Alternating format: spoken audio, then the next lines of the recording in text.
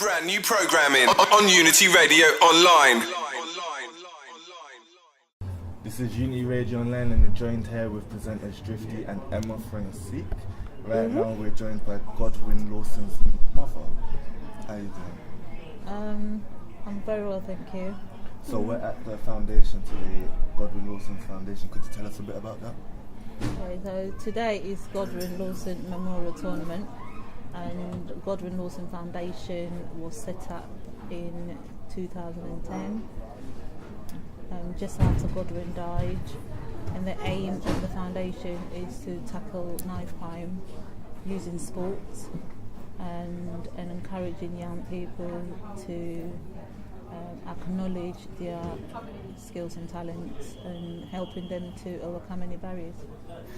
So it started 4 years ago, right? How positive do you think it's helped?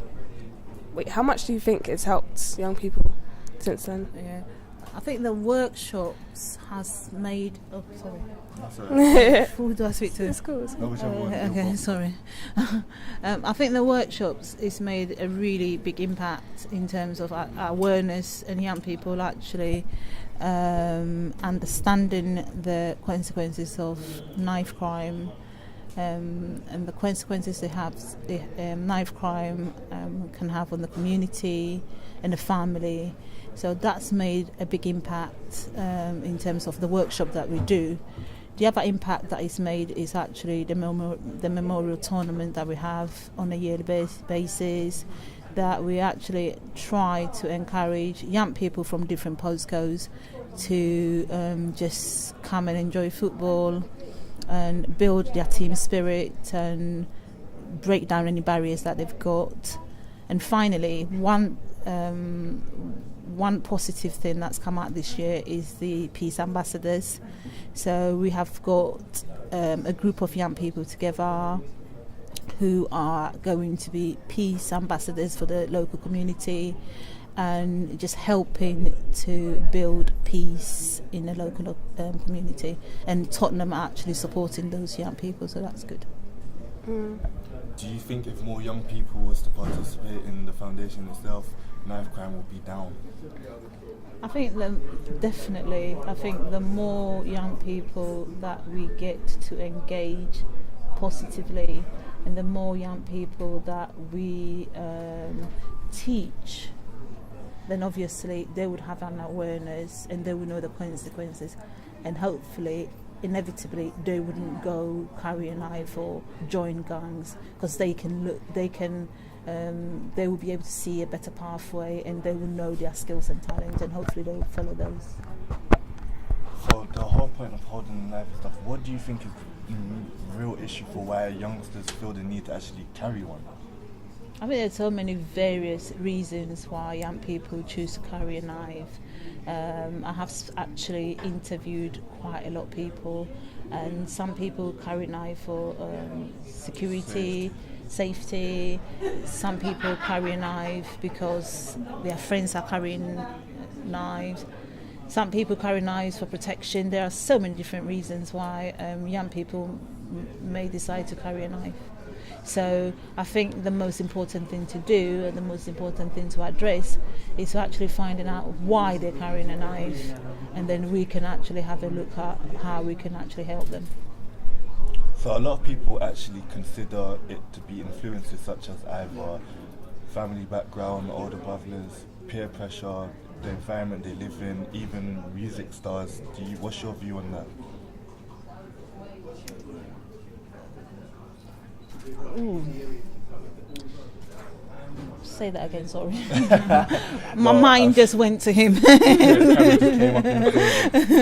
was, do you think a lot of people are influenced by the environment they live in, older brothers, siblings, family background, or music superstars? Yeah. I think it all plays they all play a role. So, for example, if there are older siblings, then the young people are older siblings carry a knife, then a younger sibling is at risk of carrying a knife. And if they are in an environment whereby carrying a knife is seen as normal, and then they are prone to carry a knife because they don't see any problem with it. The other thing that you mentioned was the media, which some people see the media as glamorizing violence, and sometimes some of the videos are quite aggressive, and young people look at those and then they pick up on some of the things and want to reenact on what they see. You said basically young people look at the media and they look at like videos and stuff. To like combat that, why sport? Like, why football? Why would you? Yeah, I mean, I chose football as a personal sports that I chose because obviously as a mum, Godwin was passionate about football, and I as a mum knew the impact that it actually made on his life in terms of actually keeping him focused and keeping him off the street, and actually having an aim that, you know, this is my aim, I've got an aim, I've got something, that an ambition that I want to achieve. And even if you play in football for leisure, there are so many things that you can learn from football, like good communication, good teamwork, turn taking, all these really essential skills that's really important for well-being in society. Okay. Well, as a radio station, Uni Radio, we're basically, we kind of do the same thing as you, because we're trying to bring the community together as well. Like, we're a social enterprise, and that's like the meaning of a social enterprise. So we're proud to support it. Oh, and fantastic! Oh, brilliant! It just I've never heard of Unity Radio, Yeah. and I really want to work in partnership with you. And obviously, the more we are, the wider we can actually spread the message. Okay. Actually, I think through sport, through music and stuff, it really does bring young people together in a sense where if you give them something to be occupied with, they won't feel the need to be on the streets and stuff like that. Oh, definitely, I do agree with you, because I think young people generally enjoy sports and they enjoy music. So using that is like a medium to bring them together and actually deliver the message, whereby if you just sit them in front of a classroom, they might just find it boring. But if you actually encourage them that, all right, you know, you're going to play sports, which most young people really enjoy playing sports. So it's a medium of actually bringing them together and then delivering the message to them. Yeah, definitely. So is there any advice you would like to give parents that probably don't know what their children are up to or stuff like that?